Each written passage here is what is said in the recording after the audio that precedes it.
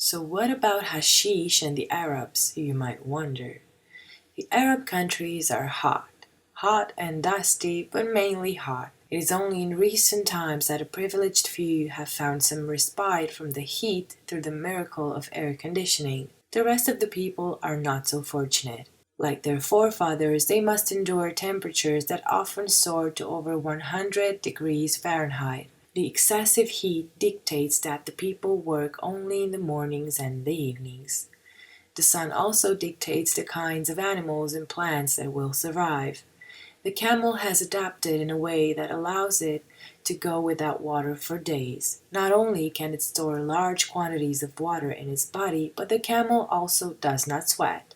By a similar adaptation, plants are able to survive by being able to retain their water. It is because this capacity to minimize evaporation that plants such as cannabis are able to live in the parching Arabian heat. The means by which cannabis accomplishes this amazing feat is by producing a thick, sticky resin that coats its leaves and flowers.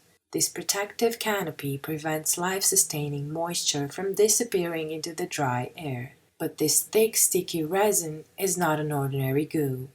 It is the stuff that dreams are made of, the stuff that holds time suspended in limbo, the stuff that makes most men forgetful, makes them both sad and delirious happy, makes them ravenously hungry or completely disinterested in food. It is a god to some and a devil to others.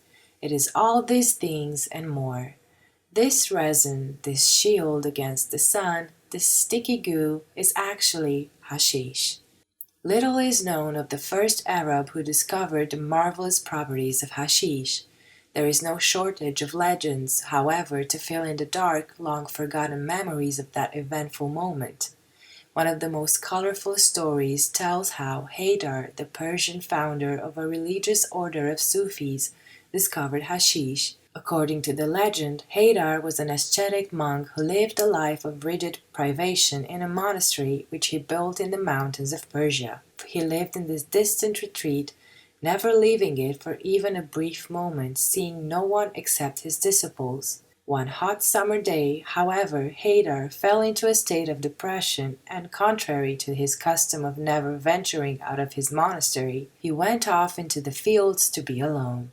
When he returned, his disciples, who had become alarmed at his unusual absence, noted a strange air of happiness and whimsy in his demeanor.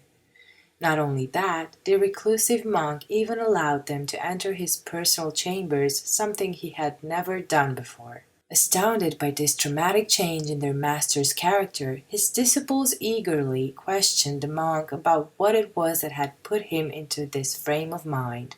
Haydar responded to their curiosity with amusement and proceeded to tell them how he had been wandering in the fields and had noticed that of all the plants near the monastery, only one had not been standing motionless in the oppressive heat of the day. Unlike its torpid and inanimate neighbors, the unusual plant seemed to dance joyfully in the sun's warmth. Overwhelmed by curiosity, Haydar picked a few of its leaves and ate them to see what they would taste like. The result was the euphoric state his disciples now observed in him.